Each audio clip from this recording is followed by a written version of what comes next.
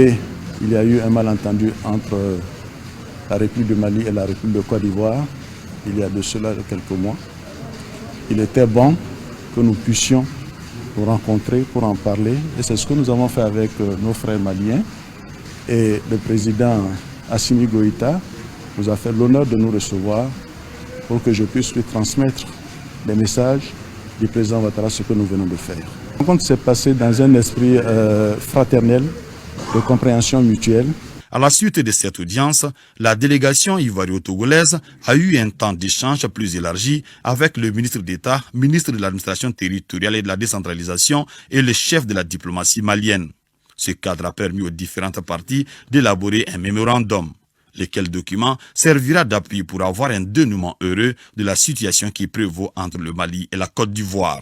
Depuis quelques mois, nous sommes dans cet exercice de discussion, de dialogue, parce que depuis le début, pour notre part Mali, le président de la transition, son Excellence le colonel Assimi Goïta, a indiqué que cet incident malheureux qui a rendu les relations difficiles entre le Mali et la Côte d'Ivoire, pour pouvoir les surmonter, nous privilégions toujours la voie du dialogue, la voie diplomatique, pour pouvoir trouver une issue par rapport à cela. Et ceci, il l'a réitéré malgré le fait que la question soit portée devant des instances judiciaires, mais elle ne peut être réglée en oubliant la profondeur et la densité des relations entre le Mali et la Côte d'Ivoire.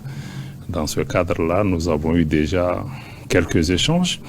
Aujourd'hui, nous nous réjouissons de recevoir cette importante délégation de la République de Côte d'Ivoire, que nous avons reçue aussi avec le représentant du médiateur dans un état d'esprit très fraternel. Je dois dire que depuis leur arrivée, nous avons pu noter, en tout cas la volonté de part et d'autre, d'œuvrer à pouvoir surmonter cet événement en préservant les liens qui existent entre nos deux pays. Et l'acte que nous venons de poser ce jour est un acte majeur. Il va au-delà de ce malentendu. Nous avons pensé qu'il fallait privilégier, il fallait renforcer les liens de bon voisinage, de fraternité et d'amitié entre le Mali et la Côte d'Ivoire. C'est cela surtout qu'il faut retenir dans un premier temps. Dans un deuxième temps, bien entendu, nous avons parlé de l'affaire des 46 soldats et comme l'a dit le ministre Diop, c'est une question qui est en voie de résolution et nous pouvons dire que nous venons de faire un voyage fructueux ici en terre malienne et nous ne pouvons que remercier le président Assimi Goïta et toute son équipe.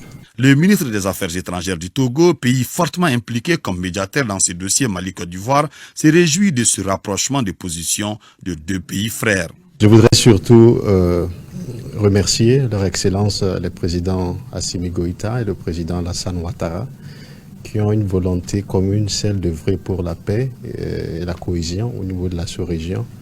Et je voudrais aussi vous renouveler l'encouragement du président Faure Gnassingbé qui pense que pour notre région, il faut que tous les pays puissent travailler en paix et en sécurité. Donc nous sommes heureux en tant que médiation et représentant du président de la République togolaise, le président Faure Gnassingbé, d'être témoin et co-signataire de l'engagement que les deux parties, la partie malienne et la partie ivoirienne, a pris ce soir ici à Bamako.